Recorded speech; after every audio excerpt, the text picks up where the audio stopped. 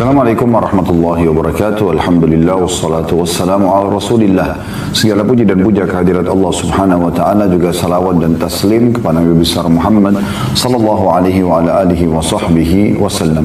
Dan saat ini kita akan bahas tentang masalah satu amalan mulia, sujud. Sujud, teman-teman sekalian, dilakukan dalam beberapa keadaan bagi kaum muslimin. Yang paling sering, dan ini bisa masuk dalam wajib ataupun sunnah, adalah yang dikerjakan dalam sholat. Kalau sujud dalam sholat wajib, maka juga hukumnya wajib.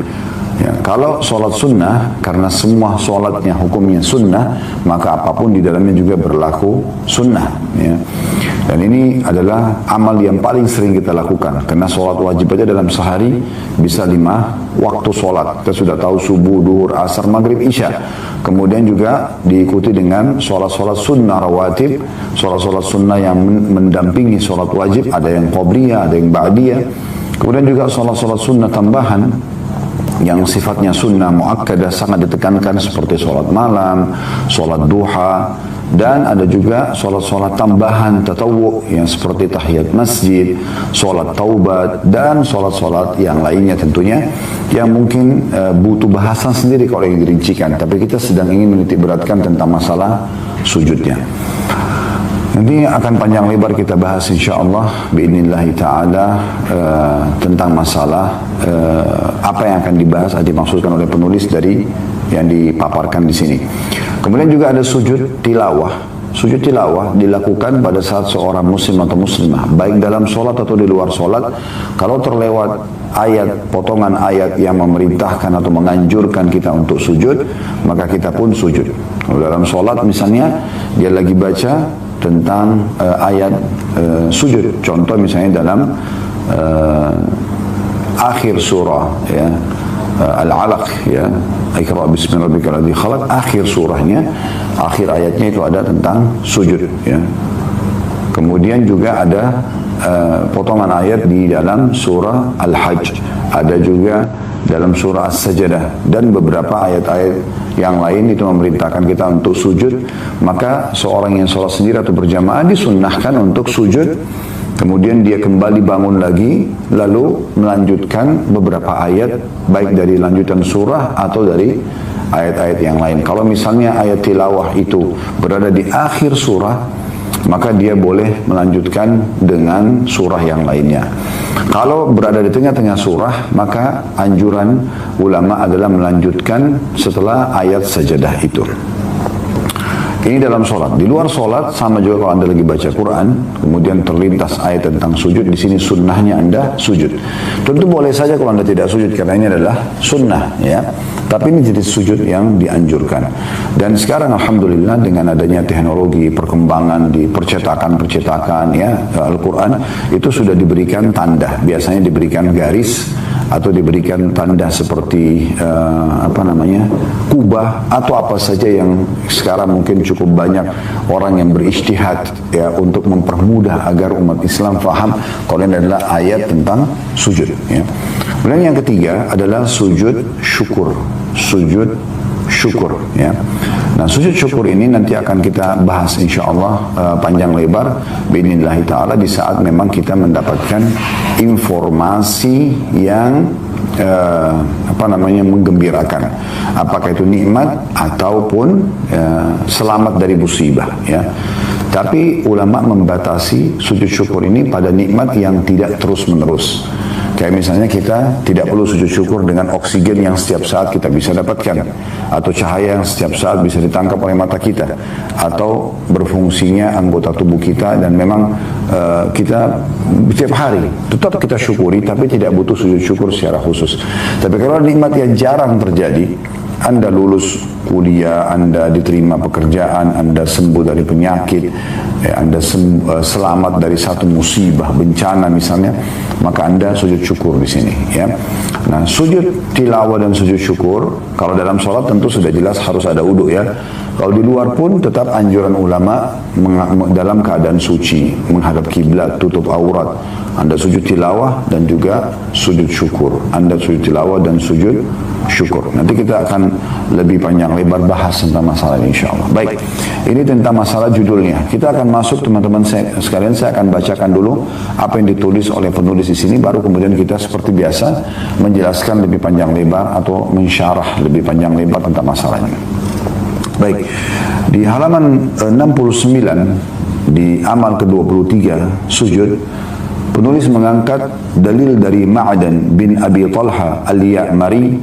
Dia berkata, saya bertemu Thauban radhiyallahu anhu. Jadi Ma'dan ini seorang tabi'in. Thauban adalah sahabat, pembantu Rasulullah sallallahu alaihi wasallam. Kukatakan, kata Ma'dan, tolong beritahu aku sebuah amalan yang aku lakukan agar Allah memasukkan aku ke surga, atau amal perbuatan yang paling dicintai oleh Allah subhanahu wa ta'ala. Lalu kemudian Thauban pun terdiam. Di situ dikatakan dia terdiam, maksudnya Thauban, ini nama pembantu Nabi, terdiam. Lalu aku bertanya lagi, tapi dia masih diam. Lalu untuk ketiga kalinya aku bertanya, maka dia menjawab, saya pernah menanyakan hal itu kepada Rasulullah sallallahu alaihi wasallam, maka beliau pun menjawab, alaika bikathratis sujudi lillah, fa innaka la tasjudu lillahi sajdatan illa rafa'aka Allah biha darajah wa hatta anka biha khati'ah. Kata Nabi SAW kepada Thauban, dan ini Thauban sampaikan kepada Ma'dan apa yang pernah dia dengarkan dari Nabi SAW. Hendaklah engkau memperbanyak sujud kepada Allah. Kalau ingin masuk surga, ingin dicintai oleh Allah, hendaklah engkau memperbanyak sujud kepada Allah. Karena sungguhnya tidaklah engkau sujud kepada Allah sekali, kecuali dengannya Allah pasti akan mengangkatmu satu derajat dan menghapus dengannya satu dosa darimu. Ma'dan berkata dari hadis ini, kemudian kutemui Abu Darda radhiyallahu anhu dan kutanyakan kepadanya hal itu. Kemudian dia menjawab padaku seperti jawaban Thauban kepadaku. Hadis ini diriwayatkan oleh Imam Muslim. Dari hadis ini teman-teman sekalian, kita bisa faham bahwasanya sujud adalah sebuah ibadah yang sangat mulia. Terbukti pertanyaan di sini Ma'dan kepada Thauban, ya, tentang amalan apa yang paling Allah cintai. Tunjukkan aku amalan yang bisa memasukkanku ke dalam surga.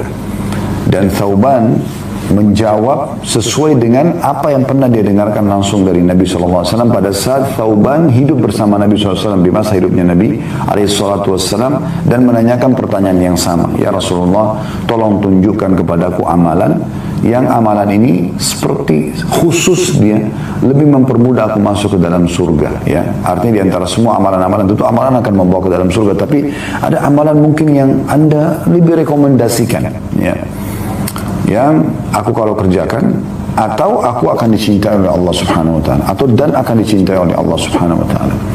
Maka Nabi SAW pun menyebutkan hadis ini, ya, bahwasanya kamu harus memperbanyak sujud kepada Allah Subhanahu wa ta'ala. Nah, ini amalan yang sangat mulia, menunjukkan kedudukan sujud itu sendiri. Kemudian pelajaran kedua dari hadis adalah siapapun yang sujud kepada Allah Subhanahu wa ta'ala, apakah sujud dalam sholat wajib, sholat sunnah, sujud tilawah tadi, ya, karena membaca ayat sujud, atau sujud syukur, ya, karena berterima kasih kepada Allah, maka orang seperti ini, ya, akan mendapatkan satu kali sujud pengangkatan satu derajat di surga. Nah, ini menandakan berarti surga itu punya derajat yang sangat banyak. Anda bisa bayangkan kalau Anda hidup 80 tahun dan anggaplah, ya, 10 tahun atau 15 tahun masa sebelum balik belum tercatat, tapi setelahnya berarti Anda kalau 80 tahun ada 65 tahun Anda sujud kepada Allah sampai wafat. Dan satu sujud bisa mengangkat satu derajat dan menghapus satu dosa. Ya, kira-kira berapa banyak derajat Anda bisa dapatkan?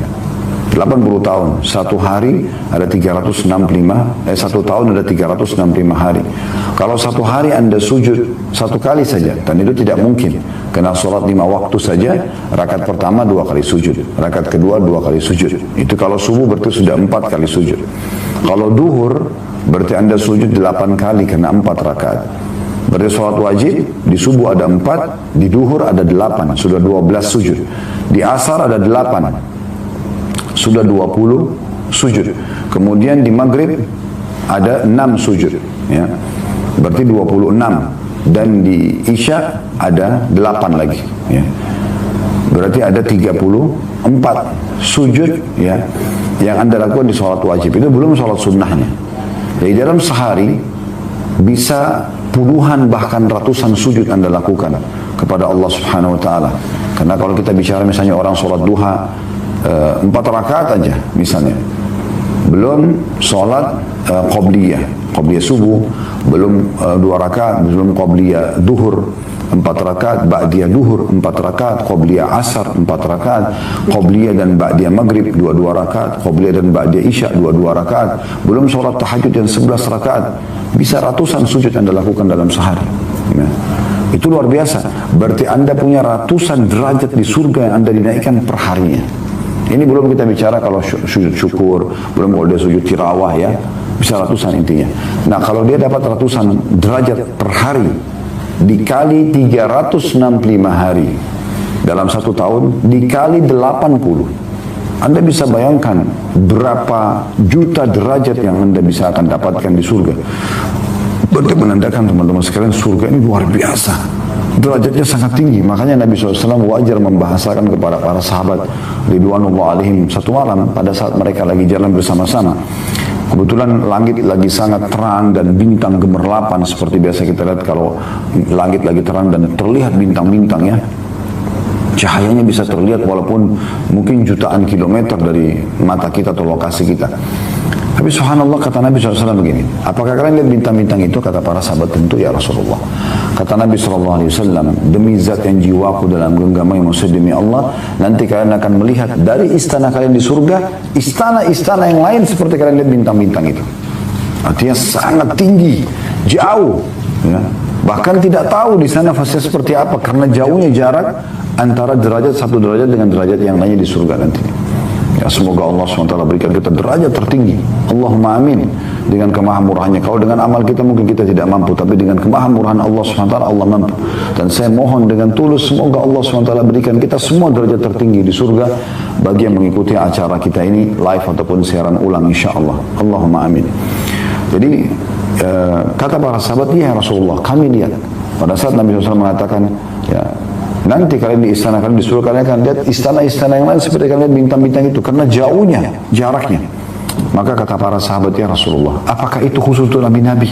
Karena jauhnya jarak, kita cuma bisa lihat cahaya saja. Kita tidak tahu seberapa indahnya, seberapa sempurnanya fasilitas di sana nantinya. Maka kata Nabi SAW, tidak, tapi orang-orang soleh dari umatku. Jadi kita bisa dapatkan derajat itu. Semoga Allah SWT berikan dengan doa dan berusaha untuk memperbanyak sujud kepada Allah SWT, memperbanyak amalan-amalan yang mengangkat derajat kita di surga, seperti misalnya juga membaca Al-Quran dan menghafalnya, sebagaimana kata Nabi SAW di hari kiamat akan dikatakan kepada para penghafal Al-Quran, bacalah dan secara tartil sebagaimana pernah kau baca di dunia, dan setiap satu ayat akan diangkat 1 derajat. Jadi Al-Quran ada 6.000 sekian ayat, ya. Kalau orang hafal Al-Quran 30 juz, dia disuruh baca nanti, jadi 1 ayat 1 derajat, 6.000, ya. Sekian ayat, itu luar biasa, ya. Itu bisa didapatkan nanti di surga. Begitu juga dengan orang memperbanyak langkah menuju ke masjid, sudah kita bahas pada pertemuan yang lalu, karena setiap langkah kakinya akan diangkat 1 derajat di surga, dan seterusnya, ya. Banyak sekali cara-cara untuk mendapatkan derajat di surga. Tapi yang jelas, ya, ini satu hal yang luar biasa yang menunjukkan tentang sujud itu akan menambah derajat kita di surga dan menandakan bahwasanya memang di surga itu tinggi sekali derajatnya. Jadi jangan sia-siakan. Karena nanti orang di akhirat tidak bisa menentukan, ya Allah saya mau derajat yang kesekian, tapi amal Anda di sekarang di dunia ini, mumpung Allah kasih kesempatan untuk menentukan derajat Anda di surga nanti. Dan faedah yang ketiga adanya pembersihan dosa, ya. Dengan sujud ini, setiap sujud maka akan diampuni 1 dosa. Mirip tadi, Anda bisa ratusan sujud per hari, berarti bisa ratusan dosa dimaafkan. selain istighfar Anda, selain langkah kaki menuju ke masjid Anda, selain Anda beramal soleh dan sedekah, bakti pada orang tua, jenguk orang sakit, nasihat yang baik, majelis ilmu, banyak sekali pembersihan dosa dan peninggian derajat yang luar biasa di sisi Allah Subhanahu wa taala. Nah, ini 3 buah faedah yang bisa kita ambil dari hadis, ya.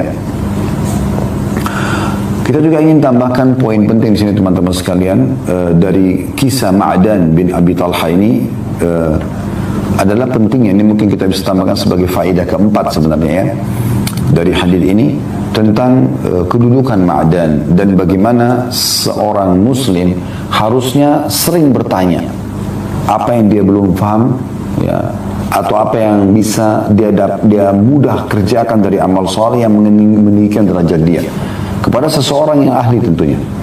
Anda hadir, dengarkan ceramah, dengarkan tilawah Al-Quran, ya, terjemahannya, tafsirnya, lalu kemudian Anda tanyakan. Nah, pertanyaan Anda ini sangat penting. Seperti di sini pertanyaan Ma'dan kepada Thauban. Dia tahu ini pembantu Nabi SAW, sahabat Nabi. Pasti dia banyak mengetahui dari Nabi SAW, maka dia menanyakan, dan sampai 3 kali dia ulangi pertanyaan tersebut agar dia ditunjukkan amalan yang bisa memasukkan dia ke dalam surga dan juga mendapatkan cinta Allah Subhanahu wa taala. Maka Thauban pun menjawab seperti apa yang pernah dia dengarkan dari Nabi alaihi salatu wassalam. Dan tidak masalah seseorang penuntut ilmu kalau dia masih ingin memperkuat amalan yang sudah dia dengarkan dari seorang ustaz atau dai atau seorang alim atau seorang syekh, seorang kiai, untuk dia tanyakan kepada orang lain lagi untuk memastikan. Di sini Ma'dan setelah menanyakan kepada Thauban, dia juga dalam riwayat tadi, riwayat Muslim di akhir tadi paragraf di buku kita ini, dia tanyakan juga kepada Abu Darda radhiyallahu anhum ajmain. Baik, kita pindah ke halaman setelahnya. Penulis mengatakan dalam hadis ini menunjukkan bahwa sungguhnya sujud itu adalah salah satu sebab terampuninya dosa. Demikianlah keutamaannya yang sangat besar.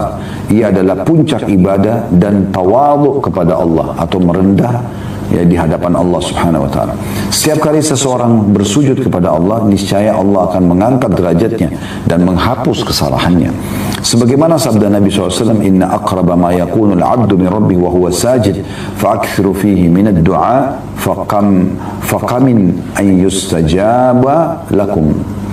Sesungguhnya saat paling dekat antara seorang hamba dengan Rabb-nya adalah pada saat dia bersujud. Maka perbanyaklah berdoa padanya, karena hal itu akan membuat kalian layak dikabulkan doanya. Dan di antara doa itu adalah memohon ampun kepada Allah Subhanahu wa taala. Baik teman-teman sekalian, dari hadis ini, dari yang kedua, kita bisa ambil pelajaran. Yang pertama adalah bahwasanya sujud itu sangat mulia, sampai-sampai dikatakan paling dekatnya seorang hamba kepada Allah justru pada saat dia sujud. Kok bisa? Bukankah Allah tinggi di atas langit sana dan juga bersemayam di atas arsy-Nya, ya. Sangat jauh kitanya, hitungan manusia dengan Allah SWT. Tapi di mata Allah SWT seorang hamba itu sangat dekat, dan Allah sangat dekat dengan hambanya. Dan Allah jadikan justru merendahnya hamba itu di hadapan Sang Pencipta Allah dengan meletakkan kepala dan dahi yang paling kita muliakan. Allah letakkan kepala kita di bagian atas karena mulianya posisi kepala tersebut, dan itu diletakkan di tanah, bentuk kerendahan dan penghinaan diri di hadapan Sang Pencipta Allah. Di saat itu justru seorang hamba dianggap paling dekat dengan Tuhannya Allah Subhanahu wa taala. Nah, ini pelajaran pertama yang bisa diambil. Kemudian pelajaran yang kedua, dianjurkan pada saat sujud untuk memperbanyak doa, ya, memperbanyak doa. Dan doa-doa ini boleh Anda panjatkan hajat-hajat Anda. Cuman saja memang penekanan para ulama, terutama dalam mazhab Syafi'iyah, agar menggunakan bahasa Arab, agar menggunakan bahasa Arab, ya, karena memang beliau, si Imam Syafi'i, tidak melihat sama sekali bolehnya orang menggunakan bahasa selain bahasa Arab dalam doa di sujudnya.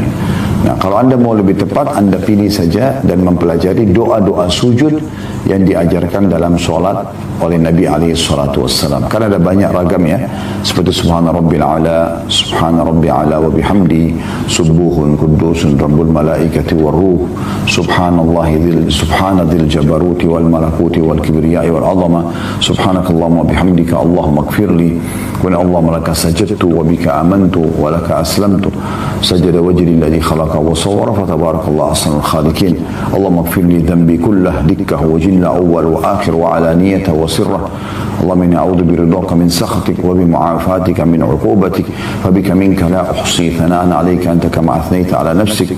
Jadi doa-doa ini banyak sekali pilihannya yang sudah disunnahkan oleh Nabi SAW. Maka yang paling tepat Anda baca doa-doa ini dengan meyakini bahwasanya inilah doa terbaik yang dipilihkan oleh Allah Subhanahu wa taala. Namun kalau Anda punya hajat, Anda boleh sampaikan, cuma Anda usahakan bisa membacanya dalam bahasa Arab. Itu jauh lebih baik ya. Anda lagi sakit, Anda mengatakan ya Syafi, wahai zat yang maha penyembuh penyakit, ishfini, sembuhkanlah aku. Contoh saja ya. Seperti itu kurang lebih gambarannya ya. Dan di sini dikatakan doa yang dipanjatkan pada saat sujud itu adalah sangat ya, layak untuk dikabulkan. Sangat layak untuk dikabulkan. Nah ini teman-teman sekalian penjelasan paparan penulis tentunya. Nah seperti biasa kita tentunya akan masuk kepada syarah lebih jauh panjang lebar membahas tentang sujud ini ya. Baik, yang pertama teman-teman sekalian yang harus kita perhatikan ya, yaitu tentang masalah sujud syukur dulu ya. Saya ingin membahas tentang sujud syukur. Sujud syukur ini teman-teman sekalian landasan hukumnya adalah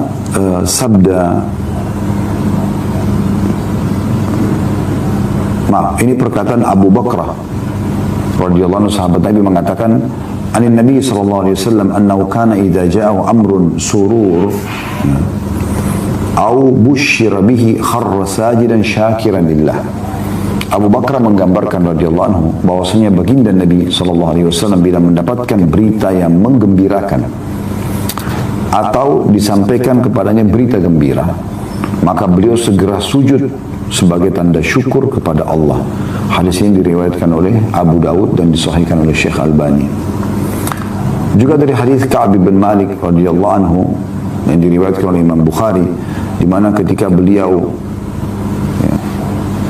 diberitahu bahwasanya Ka'ab atau taubat Ka'ab di kasus Ka'ab tidak hadir di perang Tabuk, maka beliau pun tersungkur bersujud kepada Allah Subhanahu wa taala. Ya. Hukum sujud ini sendiri ya, itu lebih kepada sunnah sebagaimana disepakati oleh ulama Syafi'iyah dan Hanabilah atau yang mengikuti mazhab Syafi'i dan juga mazhab Imam Ahmad. Sujud syukur ini teman-teman sekalian ya, ketika orang dikaruniai anak, ketika dia lolos dari satu musibah akan menimpa dia, atau ada sesuatu nikmat yang dia rasakan, yang nikmat ini datang kepadanya dan besar ya. Dia berhasil menikah dengan orang yang dia inginkan, dia berhasil masuk ke dalam satu proyek ya. Namun ulama Syafi'i dan Hanabilah ini mayoritasnya mereka mengatakan la yushra' as-sujud li istimrarin ni'ami li'annaha la tanqati'. Hanya saja tidak disyariatkan untuk disunnahkan sujud syukur karena mendapatkan nikmat yang sifatnya terus-menerus yang tidak pernah terputus. Nah, saya yang tadi contoh oksigen yang kita hirup misalnya itu tidak membutuhkan untuk ya, sujud syukur secara khusus ya. Tapi nikmat-nikmat yang memang bukan tiap hari. Tentu kita tetap syukuri ya.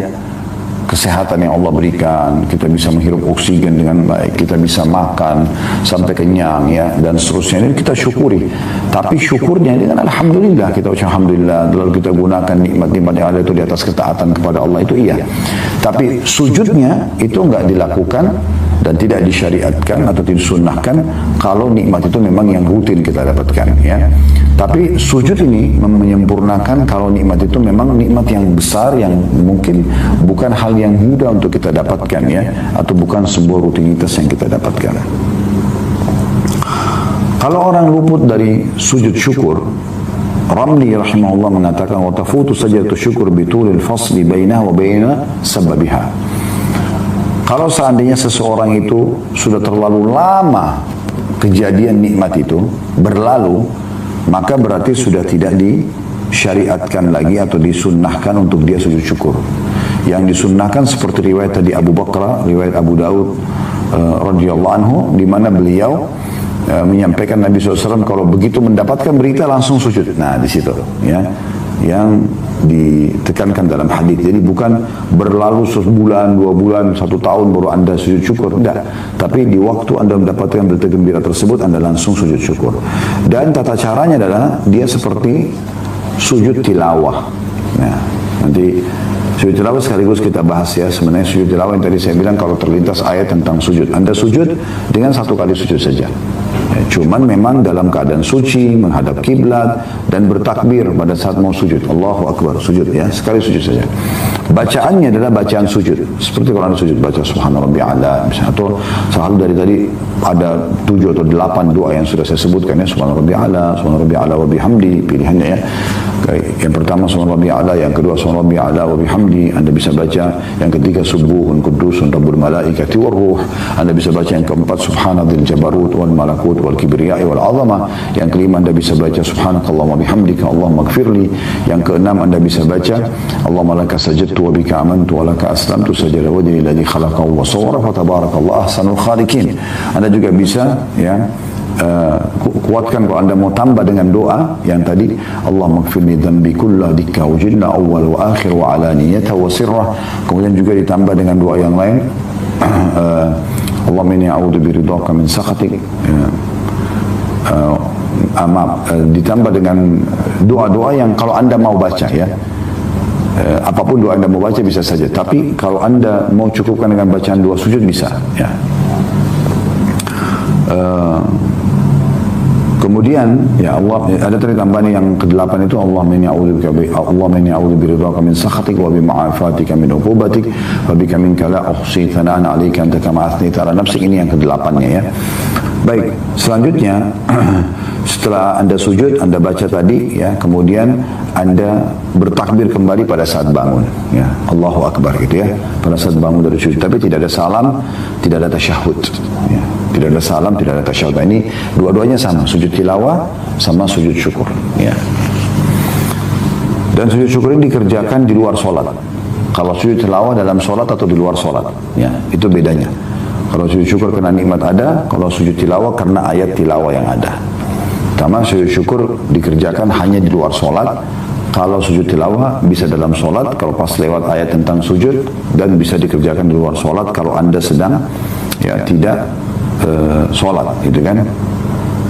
Anda baca ayat Al-Quran tentang sujud lalu anda sujud ya. Dan sujud syukur dan sujud tilawah ini itu hukumnya boleh dikerjakan walaupun di waktu yang terlarang ya. Walaupun di waktu yang terlarang ya. Jadi kita misalnya kan habis asar ya, tidak ada sholat sunnah, kemudian habis subuh tidak ada sholat sunnah, dilarang oleh Nabi SAW karena iblis sedang mengeluarkan tanduknya dan para pengikutnya sedang menyembahnya gitu kan. Makanya tidak ada ba'diyah subuh, tidak ada ba'diyah asar. Dua waktu ini kena dilarang untuk sholat teman-teman sekalian. Tapi sujud boleh, sujud syukur atau sujud tilawah. Kenapa? Karena dia kata para ulama bukan sholat. Yang dilarang adalah sholat, tapi sujud ini boleh saja. Nah ini berhubungan dengan masalah sujud syukur dan sujud tilawah. Sekarang kita masuk kepada sujud sholat. Nah, di sini teman-teman sekalian, sabda Nabi SAW tadi yang diangkat oleh penulis, yang dikatakan alaika bi kathratis sujud ya, itu masuk dalamnya sujud sholat wajib dan sholat sunnah. Tetapi sebagian ulama lebih menekankan sholat wajib sudah jelas, itu bukan pilihan. Tapi yang ditekankan adalah sholat sunnah. Karena sebenarnya sholat wajib bukan opsional, dia harus anda kerjakan. Tapi sholat sunnah ini opsional, pilihan. Maka sebagian ulama mengatakan hadis tadi yang disebutkan oleh Thauban radhiyallahu anhu, Nabi SAW mengatakan kepadanya untuk masuk ke dalam surga dan juga untuk mendapatkan cinta Allah, alaika bi kathratis sujud ya.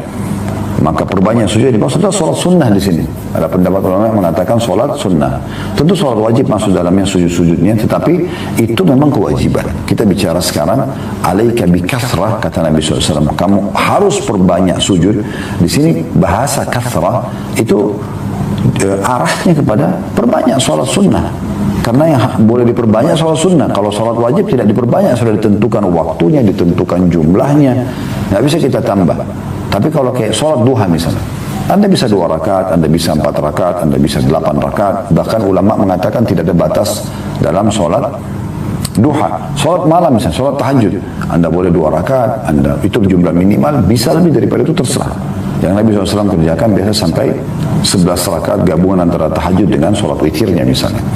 Anda bisa sholat taubat, Anda bisa ini dan itu ya. Banyak yang bisa dikerjakan tentunya. Nah, jadi sini lebih arahnya kepada sholat sunnah ya. Tentu sholat wajib sebagaimana saya ulangi dan akan saya ingatkan lagi, itu sudah bukan pilihan, berarti sudah masuk secara otomatis ya. Tinggal yang dimaksud dengan kasrah, memperbanyak adalah sholat sunnahnya. Baik, sholat sunnah ini teman-teman sekalian banyak sekali manfaatnya. Jadi kita berharap tentunya dengan bahasan kita ini jangan lagi ada yang mengatakan, kenapa Bapak Ibu nggak sholat sunnah, nggak sholat duha? Kan cuman sunnah. Kenapa Bapak Ibu nggak sholat tahajud? Kan cuman sunnah. Ya, selalu bahasanya kan cuma sunnah. Karena mengatakan sunnah dan definisi yang dia fahami sunnah dalam fikih ya, itu adalah mengerjakannya dapat pahala, ditinggalkan tidak berdosa. Nah, teman-teman sekalian, ulama menyusun definisi ini. Sunnah adalah orang kalau dikerjakan pelakunya akan mendapatkan balasan atau pahala dan ditinggalkan tidak berdosa. Kenapa ulama mendahulukan di sini potongan pertamanya mengerjakannya dapat pahala?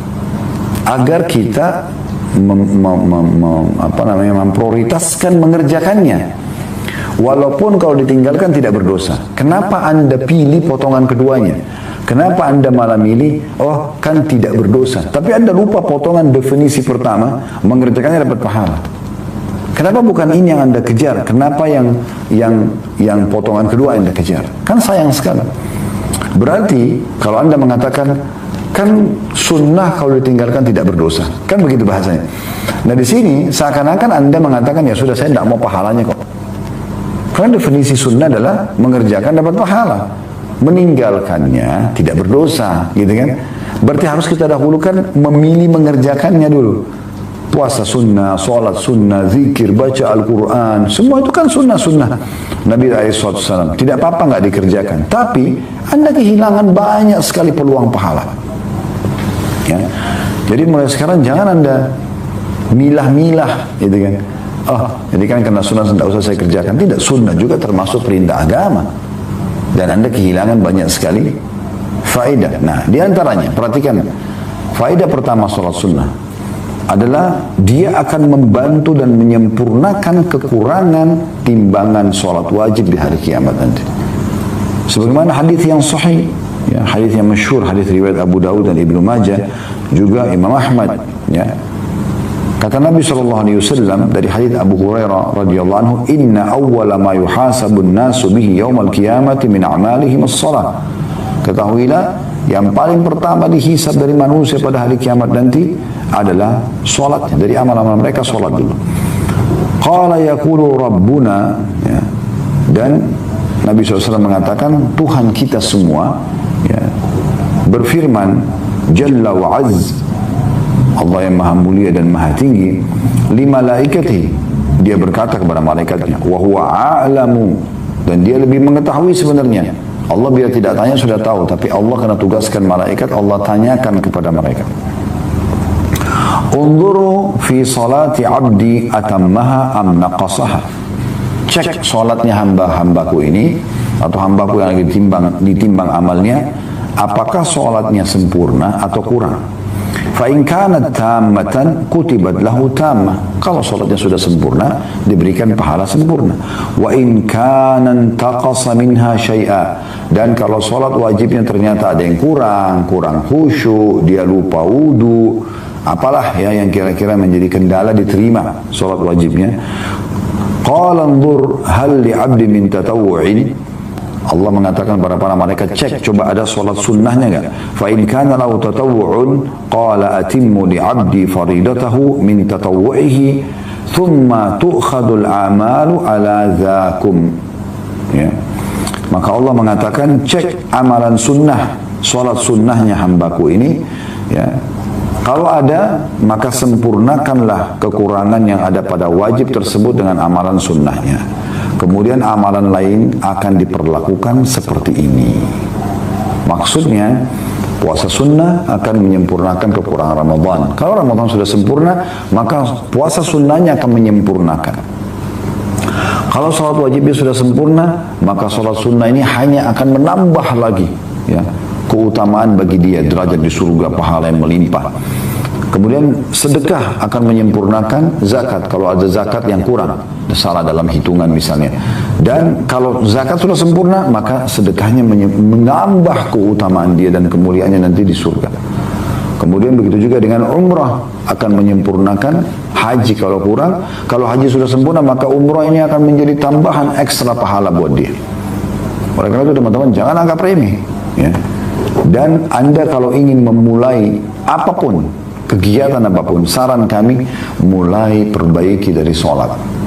Kalau sholat wajib Anda sudah Anda sempurnakan, lalu Anda benahi pelan-pelan sholat sunnah, sempurnakan satu persatu, sholat qabliyah, sholat ba'diyah, kemudian sholat duha, sholat tahajud.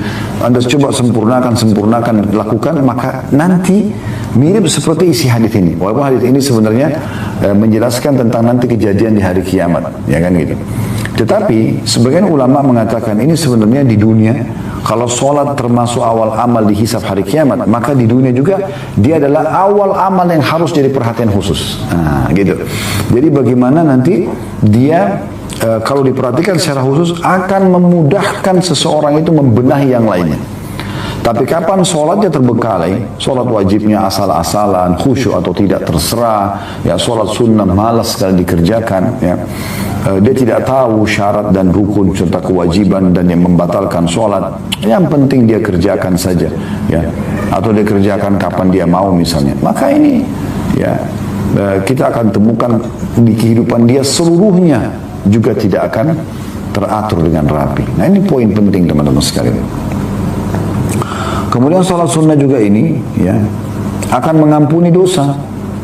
Nah, di sini ulama pada saat, ya, membahas tentang keutamaan sholat sunnah, mereka mengangkat hadis yang baru saja kita bahas, hadis Thauban radhiyallahu anhu yang muncul karena pertanyaan Ma'dan tadi, ya, yang kata Nabi SAW, "Alaika bikathrat sujud lillah," perbanyaklah sujudmu untuk Allah, ya.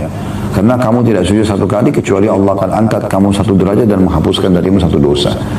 Berarti sujud tadi yang sudah kita juga panjang lebar paparkan, wajib, sunnah, syukur atau tilawah, semua akan menjadi pembersihan dosa, ya. Kemudian juga sholat sunnah ini dan umumnya ibadah sunnah, ya, mendekatkan kita kepada Nabi alaihi salatu wassalam. Dari hadis Rabi'ah bin Ka'ab al-Aslami radhiyallahu anhu, beliau berkata, "Kuntu abitu ma'a Rasulillah sallallahu alaihi wasallam." Satu malam pernah aku nginap bersama Nabi SAW. Fa'ataitu bi'udu'ihi wa hajatihi. Lalu aku pada saat bangun malam menyiapkan air wudhu beliau dan hajat-hajat Nabi SAW, siwaknya, ya, sendal beliau, apa yang dibutuhkan, ya. Faqala li sal. Maka setelah itu, setelah Nabi SAW wudhu, setelah dilayani, kata Nabi SAW, mintalah. Kalau kamu sesuatu minta. Fakultu as'aluka murafakataka fil jannah. Murafakataka fil jannah. Ya Rasulullah, saya minta agar saya bersama Anda di surga nanti. Qala aw ghaira dzalik, ada lagi enggak yang kamu minta? Qultu huwa dzak. Hanya itu ya Rasulullah. Artinya kalau aku bisa bersama Anda di surga, udah selesai. Pasti derajatnya tinggi, pasti mulia, gitu kan, dan selalu bersama orang yang sangat mulia, tiap hari bisa melihat Anda, tiap hari bisa berdekatan dengan Anda, gitu kan. Qala fa'inni ala nafsika bikathratis sujud. Kalau gitu, tolong aku agar bisa memenuhi hajatmu itu dengan memperbanyak sujud. Nah, sujud tadi, sujud salat wajib, salat sunnah, sujud syukur, sujud tilawah yang sudah kita panjang lebar paparkan, dan hadis ini hadis sahih diriwayatkan oleh Imam Muslim. Kemudian juga teman-teman sekalian, ya, dia akan mendatangkan cinta Allah Subhanahu wa taala, ya. Cinta Allah Subhanahu wa taala, dan dia akan menjadi orang-orang pilihan Allah Subhanahu wa taala. Ya. Hadis yang masyhur, hadis ini hadis yang sahih riwayat Bukhari yang berbunyi dari Abu Hurairah radhiyallahu anhu bahwasanya Nabi sallallahu alaihi wasallam mengatakan, "Innallaha qala," sesungguhnya Allah berfirman, "Man 'ada li waliyan faqad adantu bil harb." Siapa menyakiti waliku, orang yang dekat denganku, ya, orang-orang mukmin, mukminah disakiti, maka aku telah iklankan perang kepada orang tersebut. "Wa ma taqarraba ilayya 'abdi bi syai'in ahabbu ilayya mimma aftaradtuhu 'alaihi." Dan ketahuilah, kata Allah SWT, tidak ada satupun amalan yang lebih aku cintai dari yang dikerjakan hambaku dari apa yang aku wajibkan kepadanya. Maksudnya yang paling Allah cintai adalah amal wajib. Oleh karena itu teman-teman sekalian, sholat wajib, puasa Ramadan, zakat, haji ini harus dikerjakan sesempurna mungkin, sebaik mungkin. Ya, betul-betul dijaga kualitasnya, ya, disempurnakan kuantitasnya sesuai dengan syariat Allah Subhanahu Wa Taala. Karena ini yang paling dicintai oleh Allah Subhanahu wa taala. Setelah itu kata Allah, "Wa ma yazalu 'abdi yataqarrabu ilayya bin nawafil hatta uhibbu." Dan terus saja seorang hamba atau hambaku mendekatkan diri kepadaku dengan amal-amal sunnah, salat sunnah, puasa sunnah, zikir, baca Quran, apa saja, sampai aku mencintainya. Berarti kan mendatangkan cinta Allah Subhanahu wa taala. Ya. Fa idza ahbabtuhu, dan kalau aku sudah mencintai hamba tersebut, kuntu sam'ahu alladhi yasma'u bihi. Saya akan jaga pendengaran dia gunakan untuk mendengar, tidak akan mendengar yang haram lagi. Dia akan dengar selalu yang baik-baik saja. Wa basarahu alladhi yubsiru bihi, dan aku akan jaga penglihatan digunakan untuk melihat. Wa yadahu allati yabtushu biha, dan juga akan aku jaga tangannya yang digunakan untuk menjamah. Wa rijlahu allati yamshi biha, dan kaki yang digunakan untuk melangkah. Wa in sa'alani la'ataitu la'utiyanna. Kalau dia minta padaku setelah dia kerjakan yang wajib, dia kerjakan yang sunnah ini, aku akan kasih. Wala in ista'adzani lawidhanna. Kalau dia minta tolong, pasti aku akan tolong. Nah, ini luar biasa, ya. Manfaat daripada sholat sunnah bisa menjadikan kita sebagai wali Allah Subhanahu wa taala. Ya. Jadi teman-teman sekalian, jangan sia-siakan. Ya, ini kesempatan emas kita untuk selalu menjaga amalan sujud ini, dan sudah kita paparkan panjang lebar tadi tentang masalah sujud. Baik teman-teman sekalian, di penghujung acara kita ini kita mengajak teman-teman sekalian untuk partisipasi mendukung channel dakwah kita ini di YouTube dengan subscribe, like, dan juga loncengnya, sehingga Anda selalu dapat notifikasi yang baik. Berikan komen-komen positif. Ya, begitu juga teman-teman di Instagram, di Facebook, di TikTok, follow, sebarluaskan flyer dakwah, ajak mereka, teman-teman, kerabat, siapapun yang ada di grup, yang di WA kita atau di medsos kita, ajak mereka, sebarluaskan flyer di medsos Anda. Mungkin ada 1-2 orang yang ikut mendengarkan ceramah lalu dapat hidayah, Anda akan dapat pahalanya. Kata Nabi SAW kepada Ali bin Abi Thalib radhiyallahu anhu, sesungguhnya hai Ali, kalau ada 1 orang mendapatkan petunjuk karena kamu dapat hidayah, maka itu lebih baik daripada unta merah. Maksudnya sesuatu yang sangat dicukai orang di masa itu. Harta paling mahal bagi mereka adalah unta merah. Lebih daripada itu, kita juga akan mendapatkan pahala orang itu selama dia atau semenjak dia taubat dan dia atau mengerjakan amal soleh tersebut, ya, maka kita akan panen pahala dia. Jadi ini satu poin yang sangat baik, ya, dan di media kita tahu tentu cukup banyak orang-orang yang menyebarkan kemaksiatan, kemungkaran, kebatilan, dan kita harus menggunakan media ini justru untuk kebaikan. Sebagaimana Allah SWT berfirman dalam surah Al-Maidah surah nomor 5 ayat 2, wa ta'awanu 'alal birri wat taqwa, saling mendukung dalam kebaikan dan ketakwaan, wa la ta'awanu 'alal itsmi wal 'udwan, dan jangan saling mendukung dalam kemaksiatan dan pembangkangan kepada Allah Subhanahu wa taala.